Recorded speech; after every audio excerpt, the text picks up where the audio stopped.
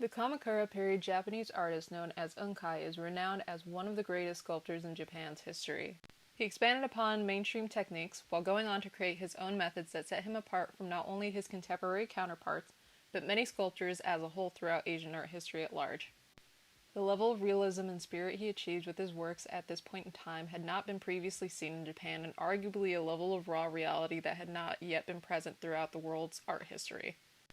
Naturalistic sculptures existed long before Unkai, but not quite in the same way Unkai's pieces were executed. He created pieces that were more otherworldly in character, but two of his pieces from the early 13th century in particular stand out for their uninhibited naturalistic authenticity that presents themselves differently than the likes of the naturalistic yet idealistic sculptures of antiquity. The two sculptures we'll be analyzing Unkei's innovations through are the Muchaku and Session figures. Michaku and Session are both notable figures of the Buddhist religion. Muchaku depicts the spiritual figure Asagna, and Session depicts Gandharan monk and Yogacara philosopher Vasubandhu. Asanga and Vasubandhu were brothers and early converts of the Mahayana branch of Buddhism. They went on to become founders of the Mahayana Buddhist school of Yogacara that preached the philosophy of consciousness through meditation and yoga, cementing themselves as important proponents of the Mahayana Buddhism. Unkai was a devout Buddhist, and like all other artists of the Kamakura era, his artistry was dedicated to depicting Buddhist iconography. While these sculptures are incredibly naturalistic on site and seem fitting as great tributes to religious figures, there's a large leap in difference from contemporary pieces prior to their creation. Something that should be noted is that Buddhist art had been following a strict artistic code for the previous 150 years known as the Joko Canon of Body Proportions. Formulated by the great Heian period sculptor Joko Bushi in the 11th century, Buddhist figure measurements were as follows. The distance between a figure's chin and hairline depicted an equal unit of measurement. The distance between the knees of the figure in the seated lotus pose was equal to the distance of the base of the legs up to the hair. This pose created a triangular composition that was believed to create a balanced form. Unkai's figures obviously do not follow any of those proportions, even going as far to adopt a contrapposto stance, seldom if ever seen in Japanese art before this time. Joko Bushi's methods were considered genius and were religiously followed by the artists after him to a point of contempt. As cited by Volume 2 of the Cambridge History of Japan, in the following 150 years, Japanese sculpture degraded into a conformist orthodoxy, derivative of the once infallible and inventive Joko proportions.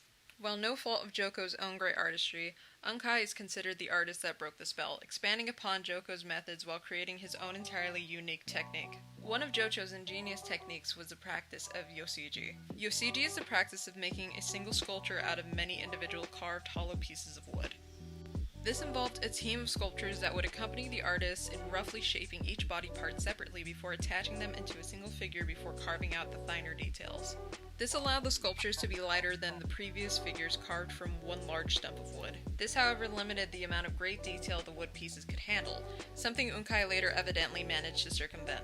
Unkai utilized this practice, also having a team help him assemble the general facade of his pieces, all of whom came from the infamous Kai school of sculptors, including himself. Unkai was also no stranger to the canon proportions. His artistry was not void of influence. As a member of the Kai school of sculptors, he had to expertly execute these methods, as the school was mostly tasked with restoration of high-end figures.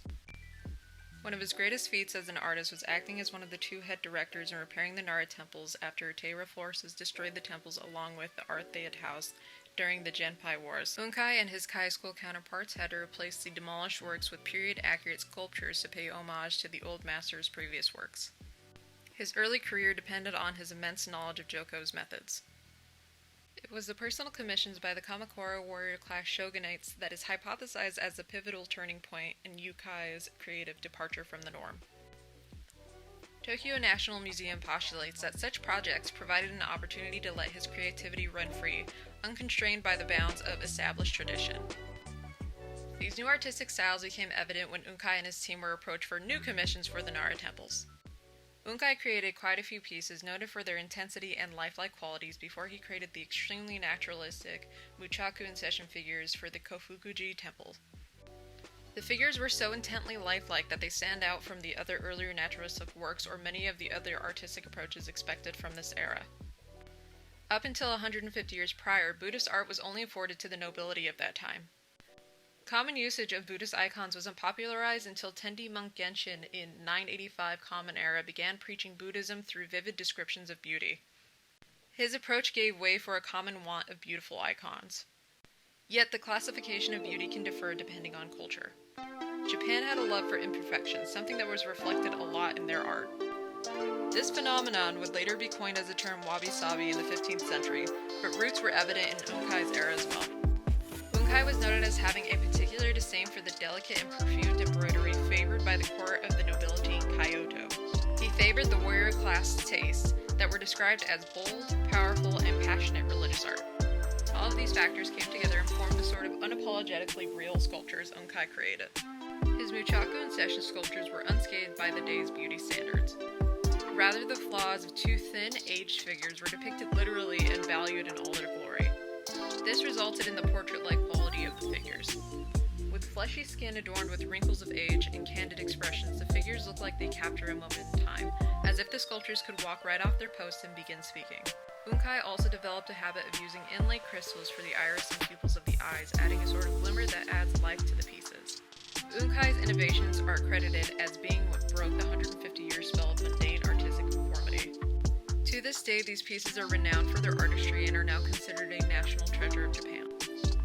Even in this day and